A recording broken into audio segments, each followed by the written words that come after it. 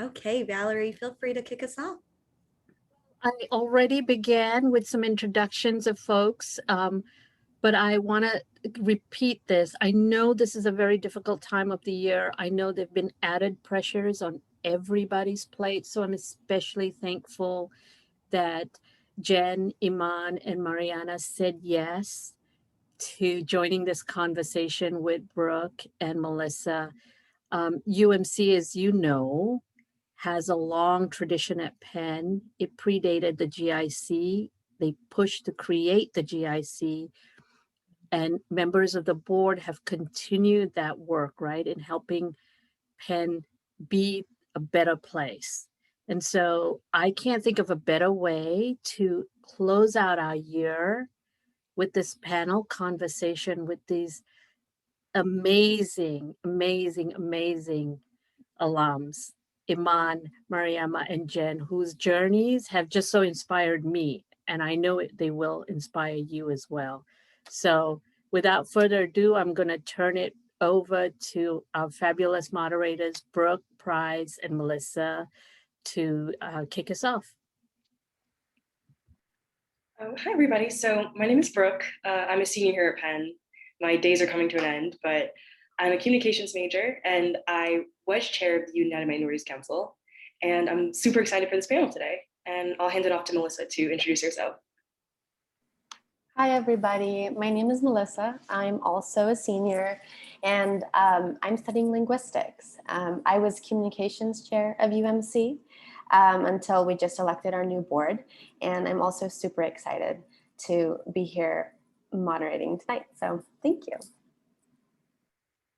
right. So with that, we'll get into our first question. I'm so excited to hear from so many great alumni about all of their knowledge and wisdom about their paths since Penn. So Iman, we'll start with you. Will you please introduce yourself and share your major while you were at Penn, your graduation year, and briefly describe your UMC journey from Penn to where you are today? Of course. Thank you so much for having me. It's always wonderful to come back and celebrate unity with our UMC family. I graduated in class of 2003. I was a dual major in African studies and in health and societies. I also took extensive coursework in fine arts. So United Minorities Council for me was just automatic home. For me, I was drawn to the GIC just because I knew Val, I knew a few, I knew Chaz, I knew Jerome, and I just wandered into meetings and I didn't even know where I was, but I knew it was home. And so at the encouragement of Chaz, got involved, attended meetings, and realized that advocating for the needs of students of color and those who had underrepresented voices on campus was important to me. And so I got the honor of co-chairing actually with Jen Kwon, who's also going to introduce herself. So that was my journey to UMC. Beyond that, I have carried it with me in my heart and in my deeds and in my career ever since. Thanks. Thank you, Iman. I can absolutely relate to your sentiment of UMC and the GIC being home off the bat. I joined as a freshman and it's just always been sort of home base for me. So we'll move on to Jennifer. Will you please introduce yourself? Sure. Hi, everyone. So happy to be here. It's great to see some familiar faces and names. I graduated from Penn in 2002. I majored in communication. I've worked in finance since then. I'm currently managing director and chief strategy officer at the Gores Group. I oversee the launch of new products and partnerships, and I've been at Gores for 11 years now. And prior to that, started in sales and trading. The UMC and the GIC and Val and Yen Ling, will always have a place in my heart. I had the privilege to co-chair with Iman, at UMC, she mentioned, and it was such a privilege. I was, I think in my senior year at the time, or maybe it was my junior year actually, and the way I came across the UMC was through a class that I took at the GIC. Val, you're gonna have to remind me the name of the class, but it was all about like bridging differences. I mean, I think It was an acronym. PACE, it was Yes. called PACE, right? Did PACE. Chaz teach it at the time? No, Chaz was a student with you.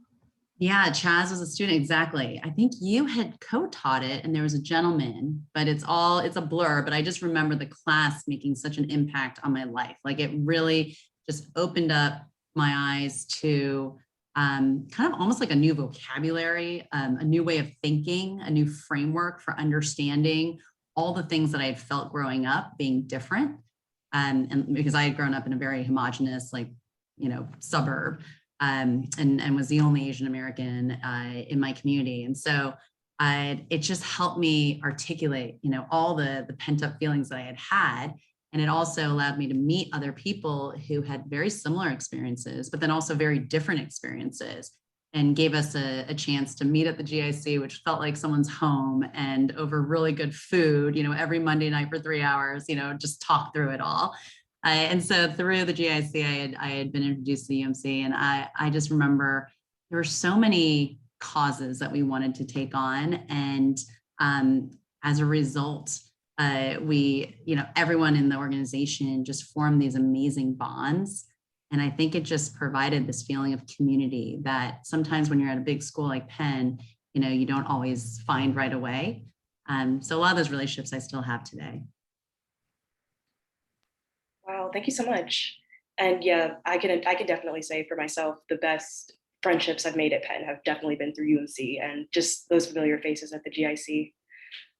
So last but not least, we'll move on to Mariama. Thanks. So hi, I'm Mariama. I graduated from Penn in 2011.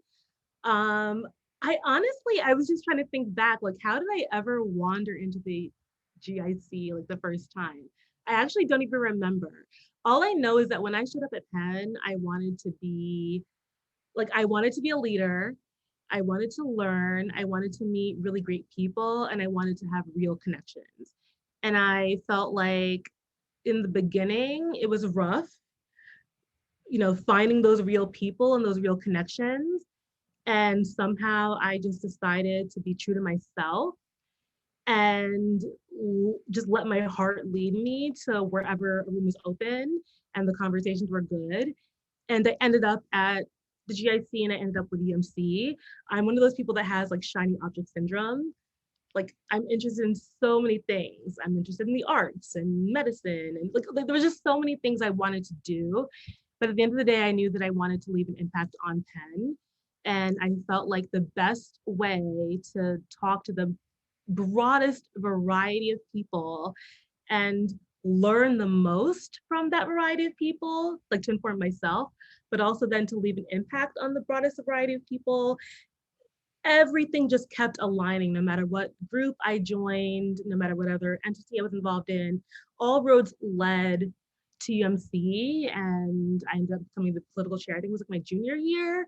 And it's an experience that I'll never forget. It's an experience that I find myself replicating in life, professionally, and even outside of my professional role currently, and we'll get into that later.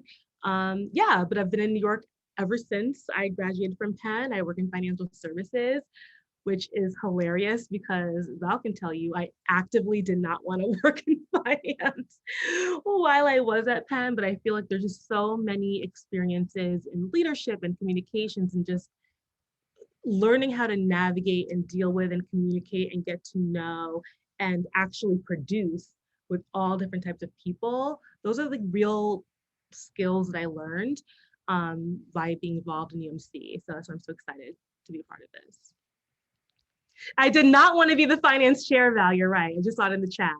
I actively did not want to do it.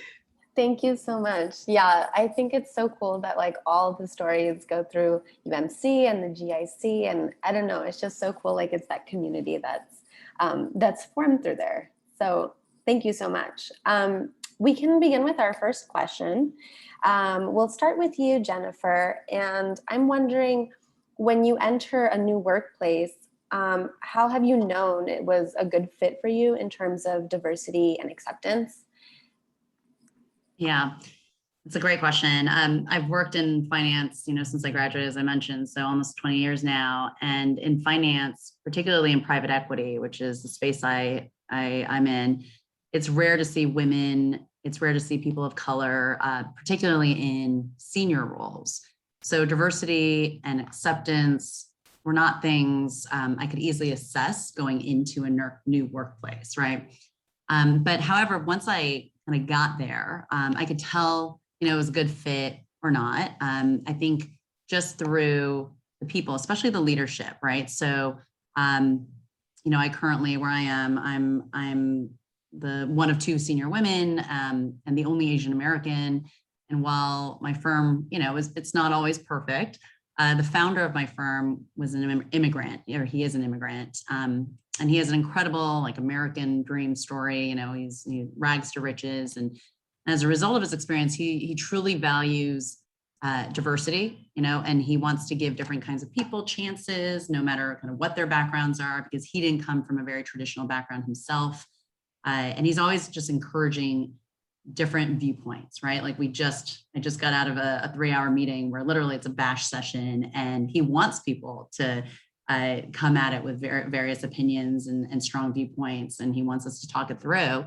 And there are multiple moments where, he understands I bring a completely different maybe perspective to the table because of how I grew up as a child of an immigrant family, or as being the only Asian American at the table, or being the only female at the table. And so the fact that he sees that, I think, and because he's at the top, it really does kind of trickle down throughout the rest of the organization. And I'm so grateful for that kind of experience. I've not always had that in every other firm that I've worked at, and I've worked at a couple others, and even on Wall Street. But I think it's something that you really have to kind of evaluate once you're on the ground, and it's all about the people around you. Thank you. Yes, it's something that we all have to go through, and thank you for sharing that with us. How about Mariama? What are your perspectives on that question? Okay, so here's the real tea. I'm assuming that most people who would want the answer to this question are either interviewing or thinking of their next step beyond, an analyst level role, et cetera, right? These days, especially post George Floyd and everything that happened this summer, you're not going to be able to say oh, I went on their website, they have a D&I head, and they have employee resource groups that help people, and say it's going to be a great fit for diversity and acceptance. I can tell you, literally working for an executive who took the time out of a very busy schedule and would turn down client meetings to meet with our Black employee resource group ahead of meeting with clients at times, or demanded that a client move a meeting because the employee resource group is a locked in meeting. Yes, you should look toward the top. Yes, you should look towards the marketing. Yes, look at the faces and the senior leadership and see who's who and where's what, and do you see yourself reflected? For finance, at the end of the day, Jennifer kind of alluded to this, there's just not that much, right? So even if people push it as a message of that's, demonstration that we care, we have one Black board member and one Latino person in our C-suite and one, trans person who's a senior sales member, whatever. At the end of the day, what's going to impact you, especially as a junior member of the organization, is your individual day-to-day team. I think that leveraging your Penn network, leveraging your UMC network is hugely important before you end up, at a place. Networking doesn't end when you get your job, it begins. Use your employee resource groups.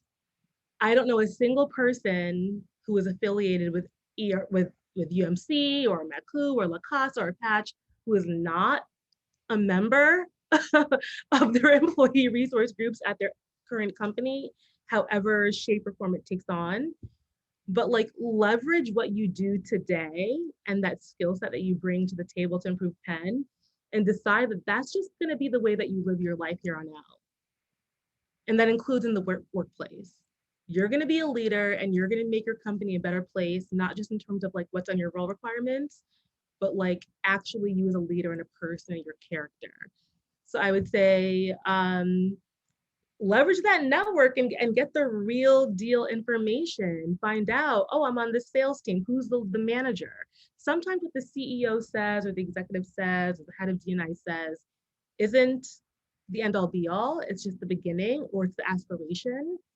But especially if you're junior, you want to know what's not the aspiration, what's like today, right? Like what am I going to face and what can I change?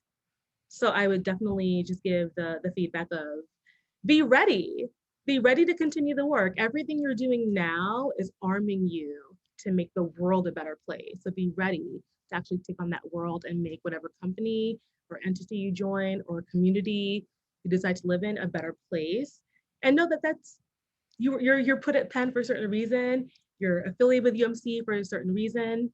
You're gonna actually leverage that experience and execute it for a reason. So that's the advice I would give. That's such great advice. Thank you. What about you, Iman?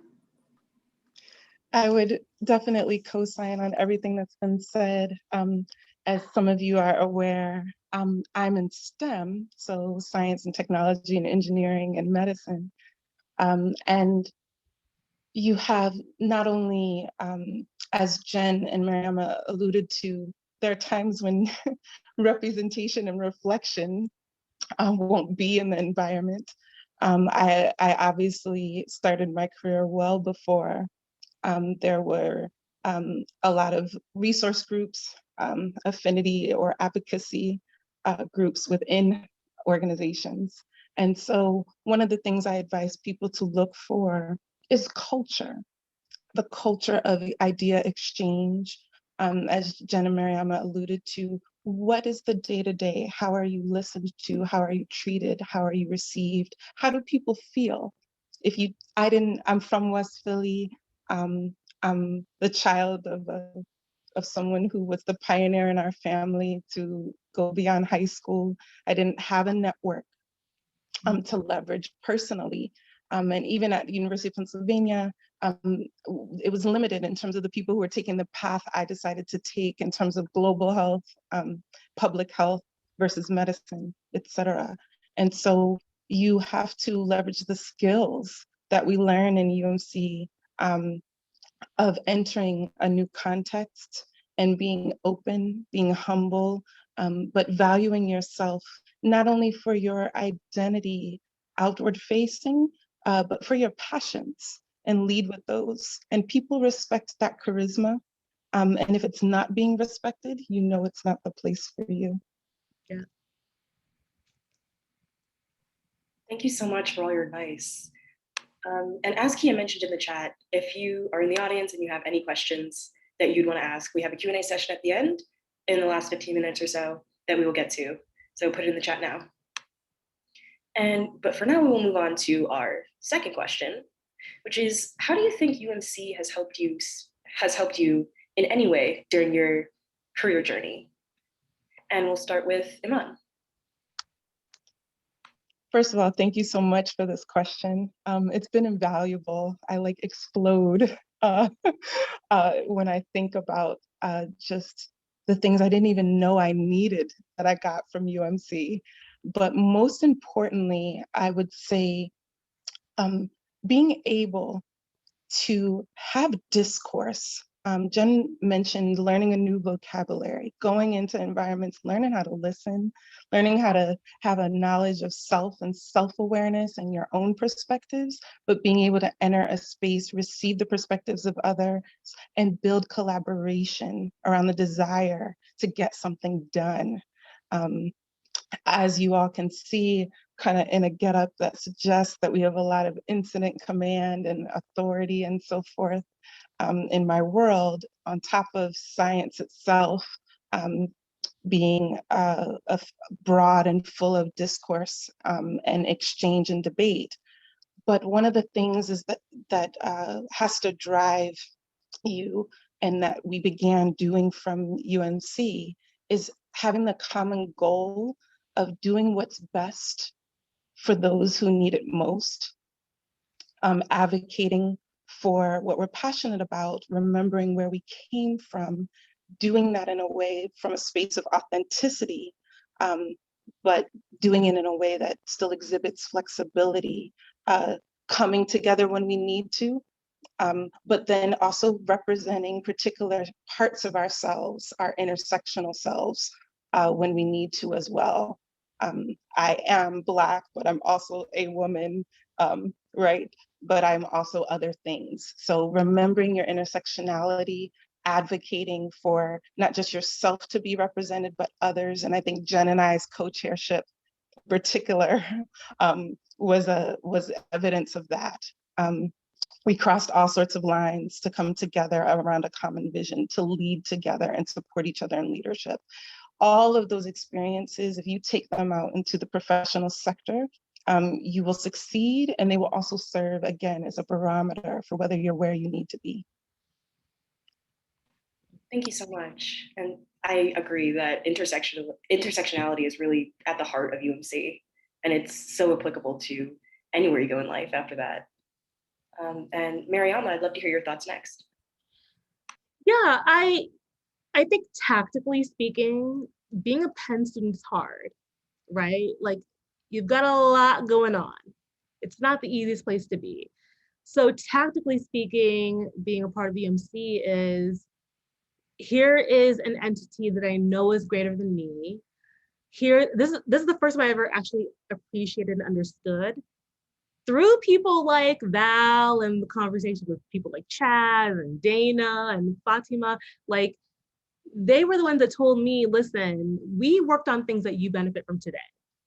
So you as a millennial, you know, there are going to be things that you work on that you don't benefit from by the time you graduate. You just hope that your like kids get in and benefit from that, right? So being a part of something bigger and knowing that you have to be a student at a rigorous university and also have to deliver at UMC, that is something that is a life skill that until you go out there in the real world, you may not appreciate. Like, wow, I had this experience, and people who I went to, you know, like my colleagues at Penn, my fellow students at Penn, maybe they didn't have that experience. And you begin to see a couple years out the difference between people who were able to adhere themselves to mission graded themselves and adhere themselves to deadlines, not just academically, but extracurricularly. So just tactically, it's a huge leadership skill set to be a part of UMC or any of the groups that are under the UMC umbrella, or any of the, I believe it's 6B, might be 7 by this point. We'll check in. Any of those student groups, it's huge. I think being able to have difficult conversations in a very real sense has been huge. I can assume that only because of what UMC students are dealing with right now, that's more of a in your face moment or opportunity. You know, I was not an undergrad during a George Floyd summer of protests. I still had to have difficult conversations with other students, with people who lived in my floor, people in my program, other administrators, right? Having difficult conversations and being able to make them fruitful and efficient was a huge skill set, because in the corporate sense, whether it's a ERG conversation or even just business-wise, being able to handle yourself in those difficult moments where things do get personal, but they shouldn't be personal, but they are personal. Like, that is a skill that you're all going to come out with, and you might not even realize that you've been building on that until you're on the other side. And then also just like working with a variety of people. You know, in an organization, you're working with everyone. If you're on a sales team, think about all the different entities you work with who are your clients. If you're working internally in HR, think about all the different types of functions that you probably have to work across. The salespeople characters versus the research and writer characters versus the marketing characters. Being able to show up as yourself and just demonstrate like your character and your want for everyone else to do well, is in addition to you doing well, and your desire for everyone to perform is huge. And I think that UMC is really distinct in that, like, I came to UMC as a Jamaican American girl from Connecticut who went to prep school, but like there were so many layers of myself and my identity that I didn't know if anyone would understand me when I got to Penn. And then when I got to UMC, I'm like, well, everyone else has all these layers that they don't think anyone else is going to understand, right? So being able to just approach people, knowing everyone else has their own journey and their own story, and I understand that, I respect it for myself, I respect it for you, even just having that basic level of showing up and having a conversation is hugely important. And I think that's been huge for me in my career and in my life, broadly speaking, post UMC and Penn. Thank you so much. That all of that was just so true. And I think that's definitely one of the biggest skills that I'm going to take away from UMC as well. Just recognizing that everyone else has such a rich, complex background. And lastly, we'll hear from Jennifer on this question. Yeah, I mean, I echo everything that Mariama and Iman said. As I said before, I just have such fond memories of Penn and, my involvement in UMC. And first and foremost, like I mentioned before, I think it really helped in providing the language and the framework for better understanding and then being able to better articulate the value of diversity, right? And the importance of acceptance. So that was definitely for me a big learning through my experience. I think, just also understanding the importance of community, the value of having a support system comprised of folks that, may be very different from you, but still kind of get you. And that having that sort of connectivity is what kind of prevents you from feeling like you're all alone in what you're going through. And there's that commonality. And then I think I think Mariama, you touched on this a little bit, but, in terms of kind of actual skill set that is something that can be applied to the workforce, just the opportunities to public speak, the opportunities for leadership, leading by example, having values that you espouse that you can then kind of integrate within the organization. Little things like organization, staying on top of things and like being on task. I think all of those skill sets are so important and applicable to the workforce, and it's not something that you can just be taught in a classroom, but it's something that you learn by doing. Yes, I'm so excited to be a UMC alum soon. So thank you for all of those comments. They were all incredible. All right, so we'll move on to our third question, and we can start with you, Mariama, this time. Have you ever faced discrimination or challenges in your career because of your identity? And how have you resolved these instances? So this is a sensitive topic. The best word of advice I could give to anyone who's fresh out of undergrad is, one, I'm sure that pretty much everyone affiliated with UMC has been taught you're gonna have to work twice as hard to get half as far. I will teach my children that they're gonna have to work twice as hard to get half as far. I appreciate my parents teaching me that as well. I think that though there is a danger to that message that I've had to learn the hard way, in that when I faced, honestly, what's happened in my career has been like white men saying you should have had this opportunity and I'm mad that you didn't get it. Well, I thought about it. For someone else to confirm it is really heartbreaking. Don't work yourself to the point of burnout to be a member of a team or get an opportunity that you're just gonna be like, everyone's mad that you got it. Like at that point, I think Iman said it earlier, like if you're getting the sense that you are not wanted in the place, go. Like you're a golden nugget, you're a gem. Just go. Like don't feel like you need to adhere to this place or this space or achieve something if it's not actually going to fulfill you, right? So there's that. Don't work yourself to the point of burnout with nothing to show for it, right? I think other than that though, you shouldn't really find yourself in that place. I think that times are changing, and you guys, especially if you're like an undergrad right now or newly graduating, you have such an advantage in the fact that there's certain conversations that are being had, even when I think of like the mental health conversation, right, in the workplace or at Penn, it's different, right? It's different now. So I would say definitely when you show up to a place, join your employee resource groups. I'm preaching to the choir, it's UMC, you're obviously going to show up. A pro tip I would give is what I've seen happen oftentimes with junior employees is like, oh, I work in the finance department, so I'll join the finance committee of the women's group. Don't do that. Or join it, but don't sign up to be the leader. What ends up happening with promotions and advancements is you have to demonstrate your capability before you're promoted, right? Outside of an analyst program, like a 2-year program, before you're promoted, they want to know that you already exhibit those skills, right? So if you're in an analytics heavy role, join your employee resource groups in communications.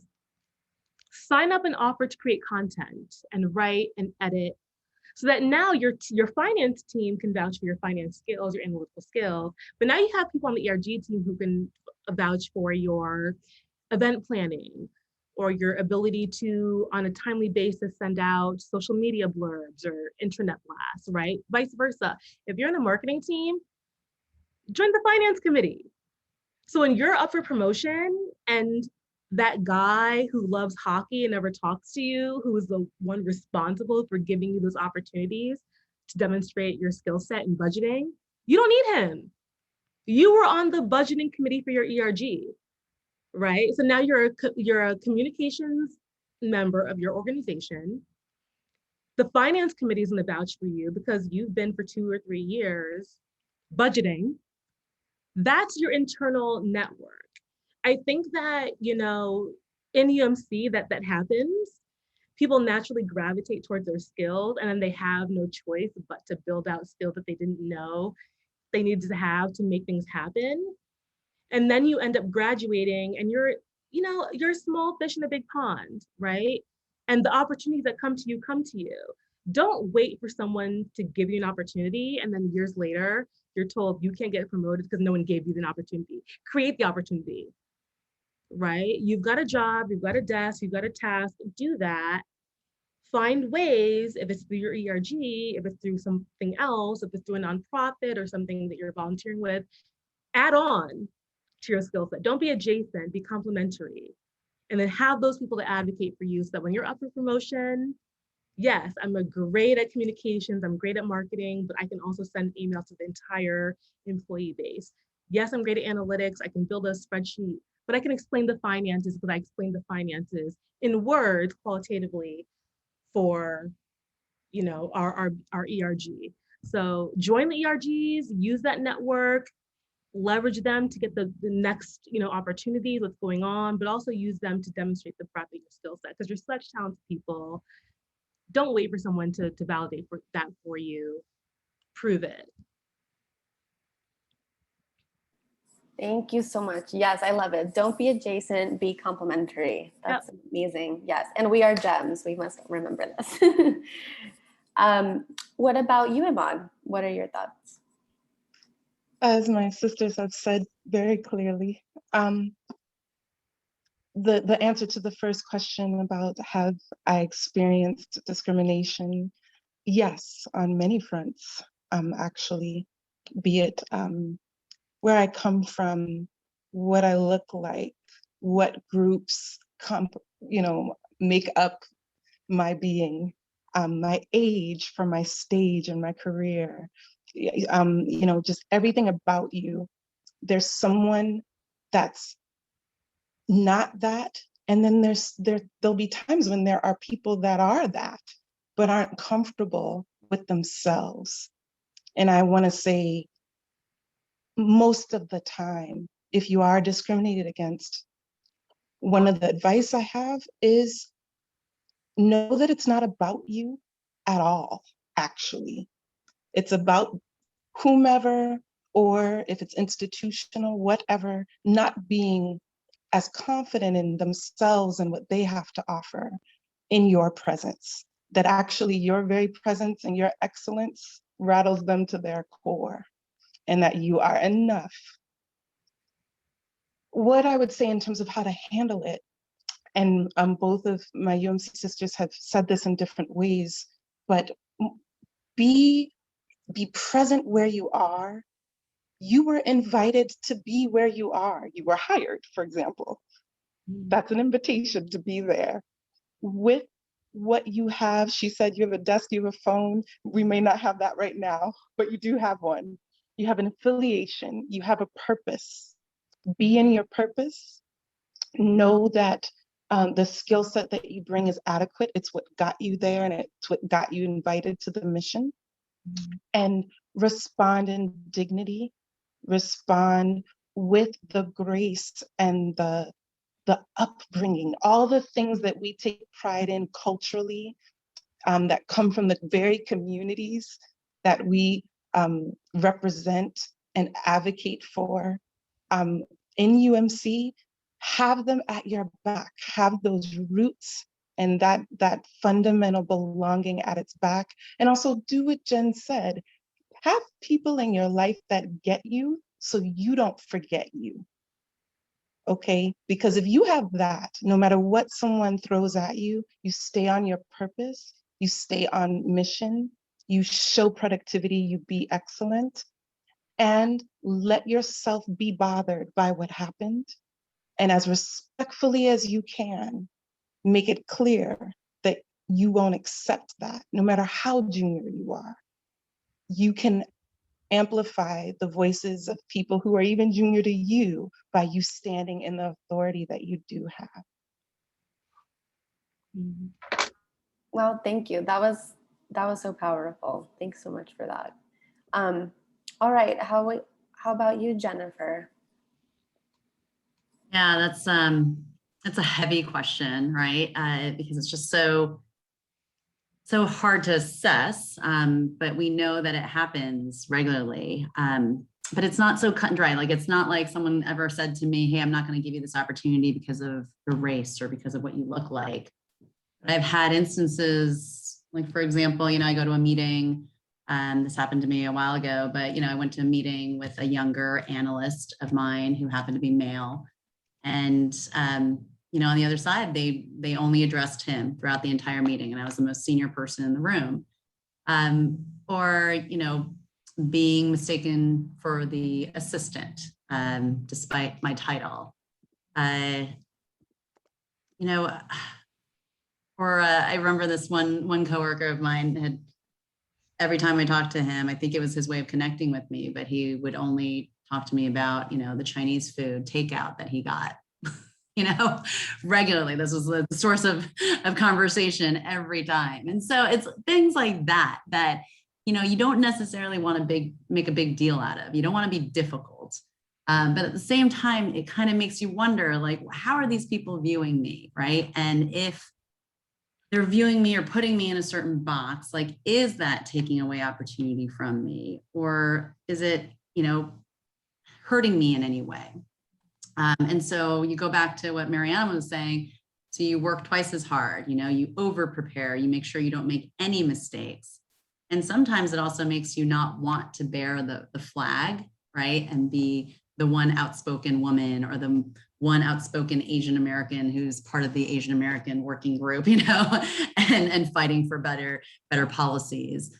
And so I've definitely struggled through that. And I think I've grappled through it all throughout my career. But what I will say is, I think it comes down to, having the right network. I think both, Iman and Mariama touched on this, but having two kinds of networks. One being like that support system. So I have my, my dear friends, my best friends, a lot of them actually my pen friends, who I commiserate with, who I, WhatsApp with and tell them all the stories and, and can you believe this guy said this to me? But I have that aspect. And then they're the ones who remind me sometimes when I need to be reminded of my value, my worth, my beauty, all of those things. And they're the ones who keep me sane and grounded. And then there's the other network, which is the network within my professional career.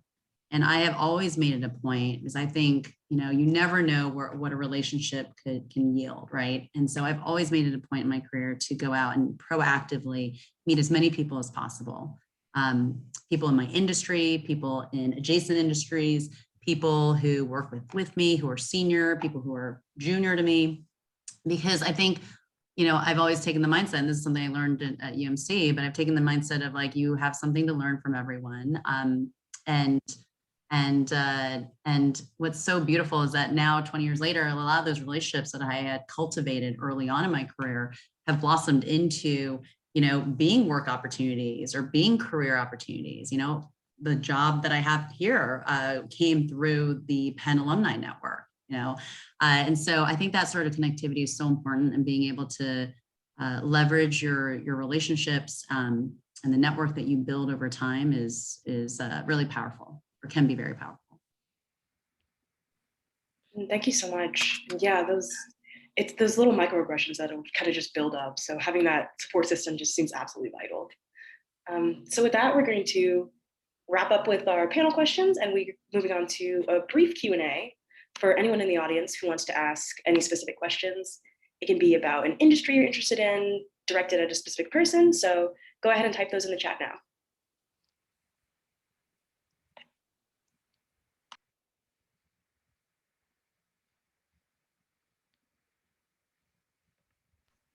But in the meantime, while we're waiting, I do have one final question for all of our panelists, and it is to sort of wrap things up. What one piece of final advice would you give to someone who's a student of color who's about to graduate from Penn and go out into the world? And I'll let you marinate for a second, and I guess we'll start with Mariama. I think my overall advice would be to reach for the stars. There's no level that you can't achieve. There's no title that you can't hold, but I think that you should always be able to have, I always call it the North Star. Like, what is the thing that you feel like you were put on this earth to do? And how is your day job going to get you there? And for some people, it could be, you know, I made principal or managing director at this company and it aligns with my North Star. To other people, it could be, I only needed the salary to then fund something different, right? Like, I think it's hard, right? I'm coming from a financial services industry. It's hard to work the hours we work and try to develop what your North Star is, but you really need to take the time to figure out what is your greater purpose, and also be okay with the fact that, like, listen, I'm 31. My North Star is the same, but the path I'm taking to get there changes. Like, don't be afraid of that. It's okay for that North Star path to change. It's okay to make tweaks on that North Star. Just have an idea of what's greater than you and what you're working for beyond for this company, getting this title, getting this salary, etc. And figure out what that is. And so figure out what the North Star is, but also forgive yourself, be kind to yourself. You're probably so kind to a lot of other people who aren't worth it. And sometimes it's not even by your choice, right? Extend that same kindness to yourself and give yourself the time to figure out, okay, am I happy with what I'm doing? Do I feel like this isn't right? Maybe, you know, the senior people at my company are very well-meaning, but it's the more 3 or 4 levels down that I'm never going to be able to cross that barrier. So maybe I should look at changing companies, right? So be kind to yourself, but figure out your North Star that's beyond any company, any title, any corner office, any email signature or tag on LinkedIn. Like, that does not matter in life. What matters in life is when you lay your head on your pillow at night and you wake up in the morning, are you happy with yourself? And focus on that. Thank you so much. And even just in my 4 years at Penn, there's been moments where I've had to take a different path than I thought I would to end up at the same goal. Yeah. So thank you so much for that. That's where I learned it. I'd love to hear from Jennifer next. Yeah, along similar lines, you know, just something that I've been thinking about a lot lately, is just show yourself some grace. You know, it's kind of what Mariama said, you know, you're nice to a lot of different people, but are you really kind to yourself? And I think I have 3 young kids at home. You know, I work a high pressure job. I've got my marriage to focus on. You know, there's so many things in life that we're all juggling. And I think, you know, when you end up at Penn, like you're already kind of operating at a very high level. And then there's all these expectations that maybe are placed on you or you place on yourself. And I just think back of all the goals and, you know, objectives and expectations I had for myself graduating from Penn, and how so many of those kind of fell away very quickly. And the disappointments that I had, or just the struggles that I had, you know, and I think if someone at the time had told me, hey, just like life is not linear, right? And you may have to bump around a little bit to kind of figure things out. And by the way, it's not even about the destination, it's about the journey, right? So kind of keep your eyes wide open while you're going through it and enjoy it. I think that I would have probably enjoyed the ride a lot more. And so I just, looking back, like I do wish I could do my 20s all over again, knowing what I know now. But I think that idea of showing yourself grace, I think is very important. Thank you so much. I completely agree. There are times where especially in the pandemic, you just have to be a little softer with yourself sometimes. Mm-hmm. And Iman, let's hear your thoughts. Sure. In terms of I saw some questions come across the chat too. I'll try to speak to some of those, but be yourself and let yourself be all of yourself. And that's okay. See yourself and spend time with yourself. Be inspired by what you're doing. But you know, what's really funny is in terms of career, literally, I spent my whole career, most people didn't even know what I was doing. They didn't know whether to be proud of me or just think I was kooky. You know, and I would just kind of disappear for long periods of time and people didn't know what I was off doing. I didn't draw my value of myself or my career from outside because of that. I had to know that I was protecting people from things they didn't even know they needed protection from. You know, that I was having an impact that I intended to have. I was amplifying voices of communities that I knew weren't being heard in rooms that some communities don't even know existed, and that historically, I might have been the first person of lots of things to be in that room, to amplify the voice and ask for others to join me. So all I would say is stay inspired, stay encouraged, and stay humble. Learn from everywhere you can, but in being humble, know that you have value, and that it's actually your value of yourself that allows you to remain humble, because you know that you've nothing to prove but to yourself, to continue to stay in touch with yourself, to find that North Star. So if you can just hold tight to yourself and listen to yourself and learn how to hear yourself while listening to others, you'll have a wonderful journey that you enjoy, that's impactful, that's selfless, but that's in tune with your calling. Thank you so much. So in the interest of time, we're going to wrap up with some closing remarks. And if you have any additional questions, please, you can stay after for a few minutes. You can just stay and chit chat with the alumni. Mariama, did you have something? Oh, sorry. So with that, I'll hand it on to Val. Wow, this has been so awesome, so awe-inspiring. I feel that often we plan for an hour and then sort of 20 minutes, 30 minutes into it, things start to, you know, so the level of intensity, the level of wisdom just seems to increase. It feels like such a shame to sort of end it. So I do want to echo what Brooke says. We're going want to do a few things in the next few minutes, but to consider staying on if you like. Many of you know each other, and we can open it up a little bit more informally. But I actually did another one of what Val always does, which is I reached out to one of the brilliant, young, very recent alums in the chat and asked her if she would be open to sharing one or two things that resonated with her. Michaela, who has joined the chat, is helping to establish this radical educational program in West Philadelphia called Collective Climb. And I know, having talked to her, that so much of what each of you said really resonates with what she's trying to do in the world. So Michaela, do you want to share anything that has resonated with you? And I'm maybe going to ask one other person to do that before I turn to Chaz.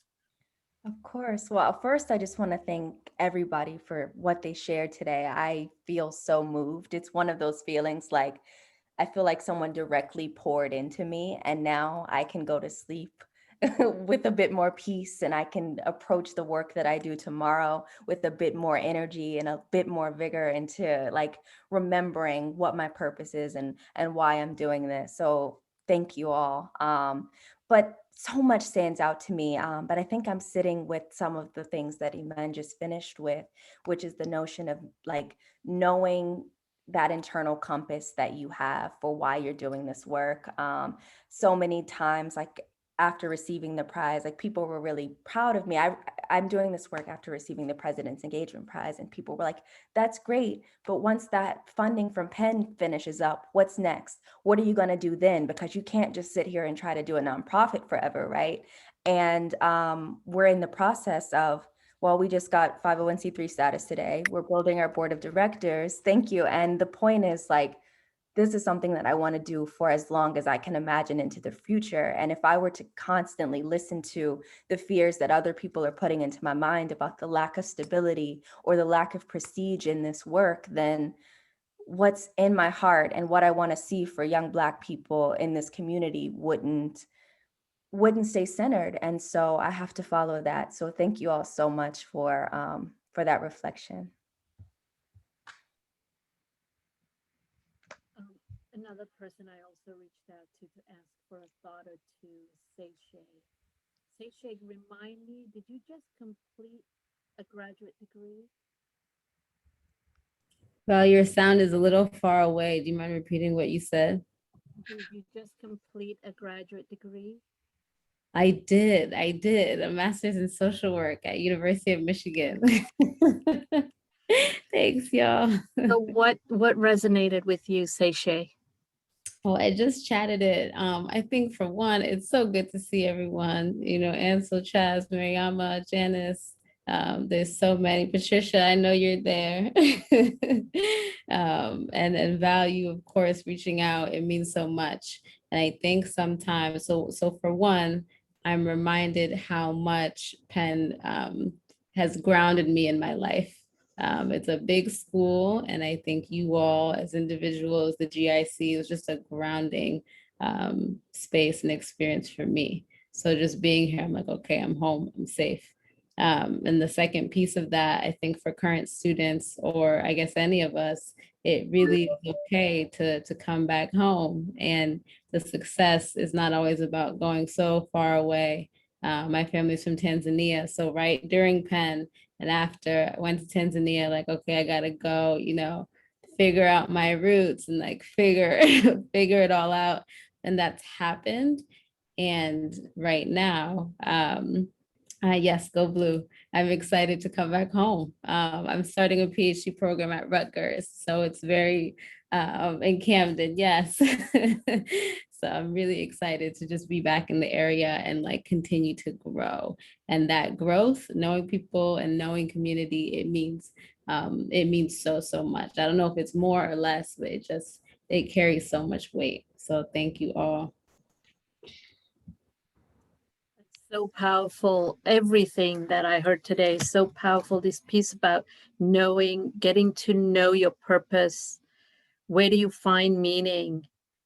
making sure you're contributing to something greater than yourself, right? Not taking on all the fights, not letting some of these microaggressions cut at you.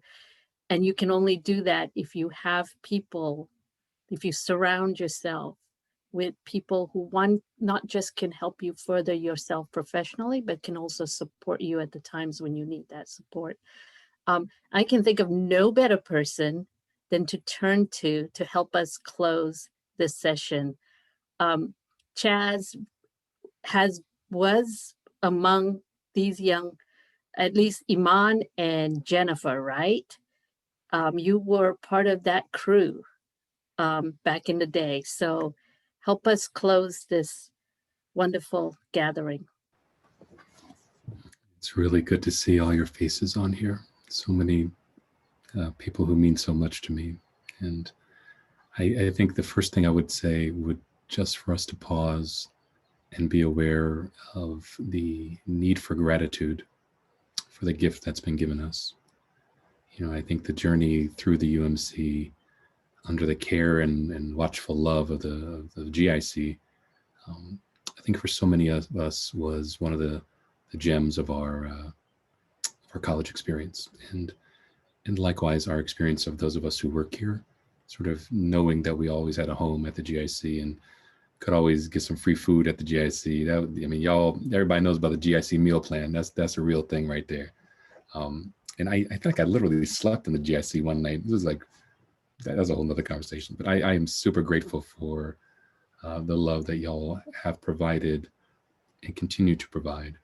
You know, one of the classes that we get to teach on campus is Black History of Penn. And we always pause at 1978, you know, when the leadership of students formed the UMC. And then that leadership ended up forming amazing things like the GIC and several of the institutions that are still on campus. So I'm so grateful for those who aren't even on this call, who went before us, and all who sort of poured into it. I think the last thing I'll say, and I want to get out of the way so people can have a chance to catch up and talk. If there ever was a time when we needed to employ the lessons we learned serving in leadership at the UMC and sort of learning at the GIC, I think it's now. With the uptick in violence against Asian Americans and anti-Semitism and the violence against Black bodies and the hate speech about people at our borders and sexism and the discrimination against different countries around the world, we need more folks who were formed in the spaces that we've referenced today, who care about people who are different from ourselves, who want to learn, who want to make friends, who want to break bread and do programming and make institutions better. It's been a hard stretch for Penn in a lot of ways. I mean, clearly with COVID and everything, but just a lot of the kind of bad moments from our past have been coming to light, which I think is good news. Be it the Morton skull collection or the recent despicable treatment of child remains from the MOVE bombing. Individuals have come up to me and be like, what's wrong with Penn? And like, they're not wrong. These are legit critiques, you know, be it Penn and slavery or the Black Bottom. I mean, there's just a lot to name. At the same time, though, I need to point to what's right with Penn. And it's y'all. It's you all who sort of fighting back the worst parts of our university and balancing out the ugly legacy with a real beautiful effort to heal, to work for justice together. And that's true for the world. And so the last thing I'll say is stay in the game. No one retires from from UMC or GIC or this kind of work. You know, I'm looking at you, Ansel. Nobody retires, Doc. You're still working. So, and we need y'all to keep working sorely. And because of who you are, I know you will. Thanks for coming in. And thank you, panelists. Y'all dropped wisdom on us tonight. And thank you, current UMC folks, for your leadership. We're so proud of you. Have a good night, everybody. Good night to those who have to leave us. Feel free to stay on for a few more minutes if you like. Remember to find joy in whatever you do, right? It's just, we need to figure out what it is that not just gives us meaning, but just fills our souls, right? And it's having all of you together. The GIC is only as good as the people it surrounds itself with. And we are just so thrilled to have all of you as our team. Janice, I see Janice Carrington, Ansel, Jeffrey, all of you as our team. Yenling Shek, all just amazing people. So stay on, let's chat. If you have to leave, please do take care of your families, and stay safe and healthy.